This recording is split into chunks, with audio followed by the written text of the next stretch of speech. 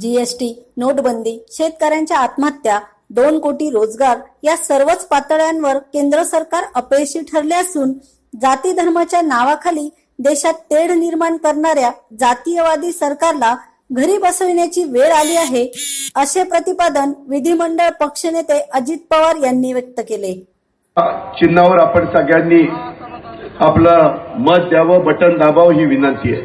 पण त्याच्यानंतर 24, 25, 26, 27, 28 आपण सगळ्यांनी मावळच्या परिसरामध्ये पार्थला आणि शिरूर लोकसभा मतदारसंघामध्ये आपण त्या ठिकाणी डॉक्टर अमोल कोल्हेंना अशा पद्धतीनं त्यांचाही प्रचार करण्याच्या करता तिथं जे मित्र असतील, नातेवाईक असतील, कारण एक एक खासदार तिथं महत्वाचा निवडून गेला पाहिजे. दिल्लीमध्ये राहुल गांधी आणि आदरणीय पवार साहेबांची ताकद वाढवण्याच्या करता ज्या 2 व्यक्तींनी देश हातामध्ये घेतला आहे आणि त्याच्यामुळं कुणाचं ते ऐकायला तयार नाही. एकाधिकारशाही आहे, हुकुमशाही आहे. महागाई त्यांच्या 5 वर्षाच्या काळामध्ये प्रचंड वाढलेली आहे. त्यांच्या 5 वर्षाच्या काळामध्ये बेरोजगारी, बेकारी एवढी वाढली की आपल्या देशात 45 वर्षात एवढी बेकारी नव्हती, एवढी बेकारी वाढलेली आहे. माझ्या तरुणांना आव्हान आहे, माझं तरुणींना आव्हान आहे की 5 वर्षापूर्वी नरेंद्र मोदी साहेबांची भाषणं आम्ही ऐकायचो. अच्छे दिन आने वाले, 100 दिवसात महागाई कमी होणार आहे. महिला इथं बसल्यात, ₹450 रुपयाला असणारा गॅस सिलेंडर आमच्या काळात त्यांनी ₹850 नेलेला आहे. अशा प्रकारचा कारभार यांनी केला. परदेशातला काळा पैसा आणला नाही. सांगितलं परदेशातला काळा पैसा आणला जाईल, प्रत्येकाच्या अकाउंटला 15 लाख रुपये टाकले जातील. कुठे गेले 15 लाख? कुठे गेला काळा पैसा? सांगितलं 2 कोटी युवकांना नोकऱ्या देईल, 10 कोटी युवकांना कुठं? 40 पेक्षा जास्त जवान शहीद झाले. 300 किलो RDX आतमध्ये आलं. तरी मोदी साहेबांची गुप्तचर यंत्रणा काय करत होती याचं उत्तर मोदी साहेब देत नाही. परवा तर लातूरला औषधाच्या सभेत काय सांगावं? जे जवान शहीद झालेले त्यांना श्रद्धांजली म्हणून भारतीय जनता पक्षाला मतदान करा. तुम्ही जवानांचं त्या ठिकाणी राजकारण करता. ते जवान देशाच्या करता शहीद झाले, त्याच्यामध्ये तुम्ही मतांचं राजकारण करता. मित्रांनो, आज हनुमानाचे जन्मोत्सव आहे, मारुतीरायाचा जन्मोत्सव आहे. बारामती लोकसभा मतदारसंघाच्या राष्ट्रवादी काँग्रेस व काँग्रेस महाआघाडीच्या उमेदवार सुप्रिया सुळे यांच्या प्रचारार्थ भेकराईनगर येथे सभेचे आयोजन केले होते. यावेळी मार्गदर्शन करताना पवार बोलत होते. समाधानी केलं.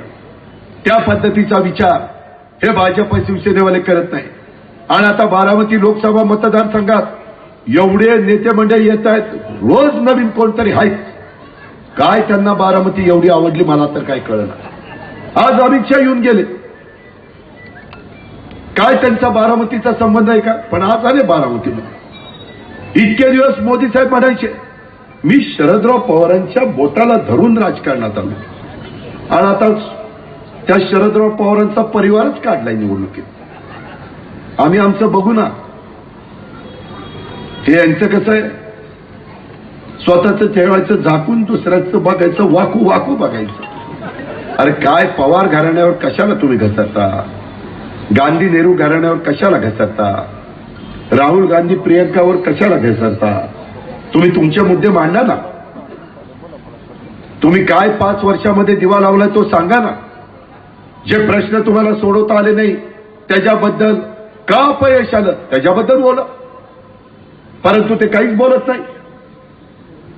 त्याचा विचार माझ्या या परिसरातल्या जमलेल्या तमाम मतदार बंधू भगिनींनी उद्याच्या 23 तारखेच्या निवडणुकीच्या निमित्तानं केला पाहिजे. आणि हेच सांगण्याच्या करता मी, अमोल कोल्हे, प्रवीण गायकवाड, सुप्रिया, संजय जगताप आम्ही सगळेजण आपल्या परिसरामध्ये आलो.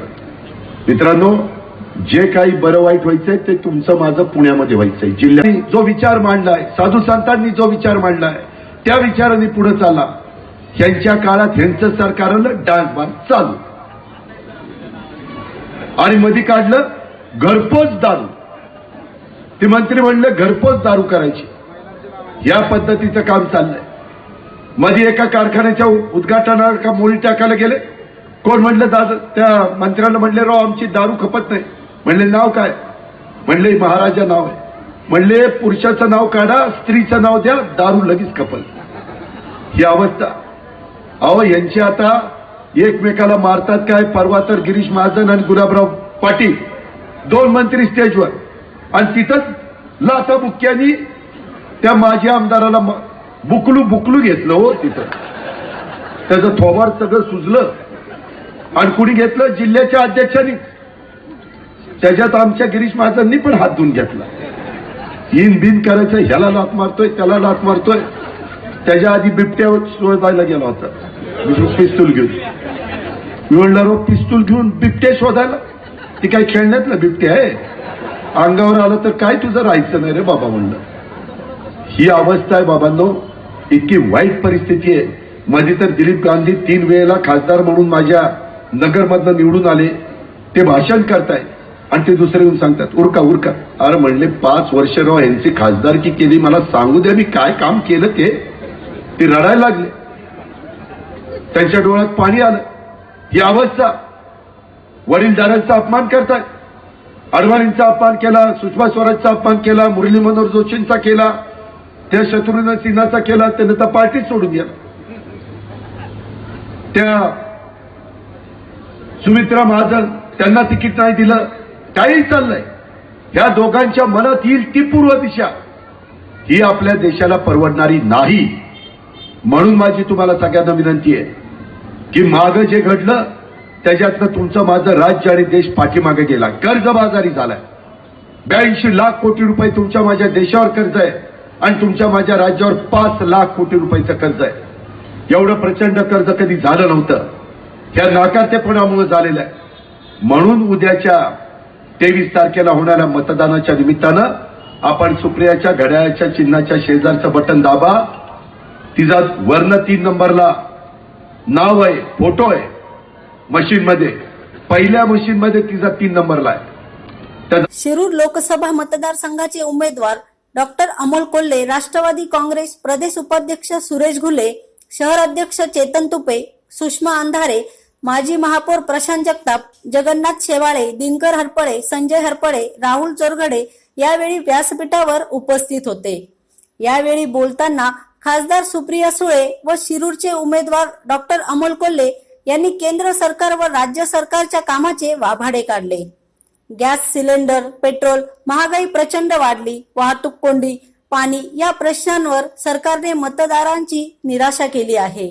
मोदी सरकार घरी जाणार आणि ऑक्टोबर नंतर फडणवीस सरकारचा कार्यक्रम करणार असा इशारा खासदार सुप्रिया सुळे यांनी यावेळी बोलताना दिला. 1 महिना ते बारामतीमध्ये येऊन प्रचार करतात. आम्ही 5 वर्ष प्रचार नाही करत, पण आम्ही 5 वर्ष कामात असतो आणि लोकांच्या सुखदुःखात. मी आत्ताच प्रशांत दादा आणि चेतन दादांशी बोलत होते. म्हटलं हा आपण सगळ्यांनी मिळून हा भाग किती बदललेला पाहिलेला आहे. मी भिंत बघून प्रशांत दादांना विचारलं, प्रशांत दादा तुम्ही पुढे आहेत, पुढे आहेत. मला जर आठवत असेल नक्की तर तुम्ही महापौर असतानाच आपण हे काम केलं, करेक्ट? बरोबर आहे ना? मला आठवतंय कारण हे तुमच्याच काळात झालंय. आणि मला असं वाटतं इथे जी फुरसुंगीत जी पाण्याची स्कीम 90 कोटी रुपयाची झाली ती पण तुमच्याच काळात झाली आणि काम चाललं. बरोबर आहे? बरोबर आहे का नंबर? म्हणजे किती?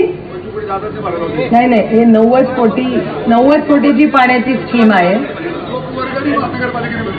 लोकवर्गणी जी होती ती दादानी स्पेशल केस करून 25 कोटी रुपयाचा निधी अजितदादांनी पालकमंत्री म्हणून केला. इथे बसल्या बसल्या आठवत होते की आपल्या हातातून काय काय कामं इथे झाली आहे. तर हे झालं, त्याच्यानंतर पाण्याची स्कीम झाली.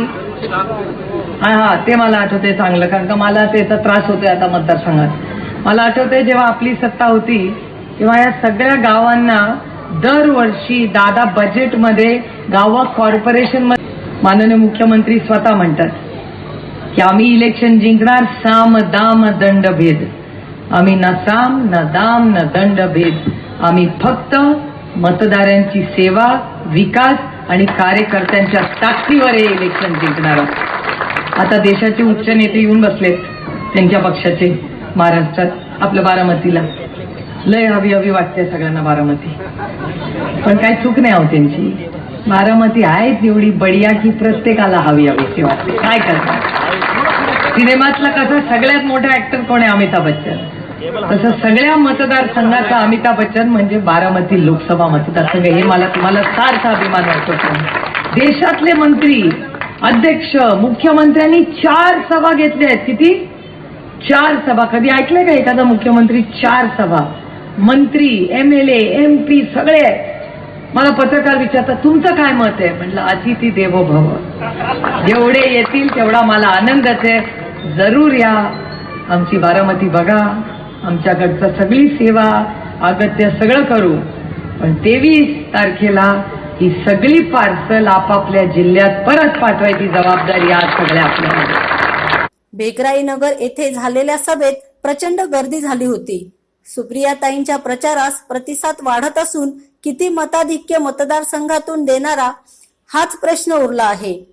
सुप्रियाताई विजयी होणारच असा दावा राष्ट्रवादी काँग्रेस व काँग्रेस आघाडीच्या पदाधिकाऱ्यांनी व्यक्त केला. असेल तर सबका साथ सबका विकास म्हणून जे सत्तेवर आले, ज्यांनी प्रत्येकाने आश्वासनं दिली, ज्याने विकासाची स्वप्न दाखवली, हे जेव्हा मत मागण्यासाठी तुमच्याकडे येतील त्यावेळी तुमचं उत्तर काय असलं पाहिजे? 2 अक्षरी उत्तर असलं पाहिजे, नाही. कारण याच्यात अपेक्षा भंगाचं दुःख असतं. आता बघा, इतक्या घाईघाईत 4 सभा आम्ही करतो. माझ्या माता भगिनी मोठ्या संख्येने उपस्थित आहेत. तुम्हाला सांगितलं येतोय आणि आलो नसतो, काय वाटलं असतं? हा, नक्की वाईट वाटलं असतं. बोट मोडली असती, शिव्या घातल्या असत्या मनातल्या मनात का होईना. हा, वाईट वाटलं असतं मनातल्या मनात. आणि नंतर जेव्हा येतो सांगितलं असतं तेव्हा तुम्ही ठरवलं असतं याच्या काय स्वागताची तयारी करायची नाही, हा एकदा सांगतो येत नाही. बरोबर? जर माणसाच्या बाबतीत तुम्ही हे करता तर आश्वासनाच्या बाबतीत हे का करत नाही? 2014 साली जेव्हा तुम्हाला मला सगळ्यांना आश्वासनं देण्यात आली होती, या आश्वासनानंतर वाईट कसली गोष्ट असते? आज बारामतीमध्येच आहे सन्मान्य भारतीय जनता पक्षाचे राष्ट्रीय अध्यक्ष. एखादी गोष्ट, एखादं आश्वासन दिलं, एखादी योजना करायचं ठरवलं, एखादं धोरण आखलं. माणूस आहे, माणसाला सुद्धा मर्यादा असतात. कदाचित एखाद्या गोष्टीत अपयश येऊ शकतं, पण नेतृत्व ते खरं असतं जे अपयशाची जबाबदारी स्वीकारतं, फसलेल्या निर्णयाची नैतिक जबाबदारी स्वीकारतं. पण या पक्षाच्या राष्ट्रीय अध्यक्षांनी टीव्हीवरच्या मुलाखतीत देशाच्या 135 करोड जनतेची थट्टा केली आणि तोंडावर सांगितलं वो तो चुनावी जुमला था. प्रेस होतं, त्याच्यावर तुम्ही आता आक्षेप घेता. त्यानंतर देशाच्या संरक्षणासाठी 56 इंचाची छाती पाहिजे यांनी विचार करून सांगावं. जेव्हा कारगिलचं युद्ध झालं, कारगिलचं आक्रमण झालं, तेव्हा देशात सत्तेवर कोण होतं? त्यामुळे देशाची सुरक्षा हा प्रत्येक देशाचा, सरकार कोणत्याही पक्षाचा असो, देशाची सुरक्षा हा कोणत्याही सरकारचा हा प्राथमिक अजेंडा असतो. त्यामुळे सैनिकांच्या शौर्यावर राजकारण करण्यापेक्षा सैनिक त्यांचं काम करण्यास खरोखर सक्षम आहेत. केवळ भावनिक मुद्द्यांवर राजकारण करू नका, एवढंच कळकळीचं सांगणं आहे. विशेषतः बारामती लोकसभा मतदारसंघात आल्यानंतर एका दृष्टीनं तुमचं एका बाबतीत मला हेवा वाटतो. कारण मतदान 543 मतदारसंघात ते मतदार करणार आहेत हो, पण तुम्ही मतदान कोणाला करणार आहेत ही फार कळीचा मुद्दा आहे. आज राष्ट्रीय राजकारणात विशेषतः माझ्या माता भगिनी बसल्यात, त्यांनी या बाबतीत विचार करा. 50% मतदान तुमचं आहे. किती? 50% आहे ना. घरी भाजी कुठली करायची ठरवतो कोण?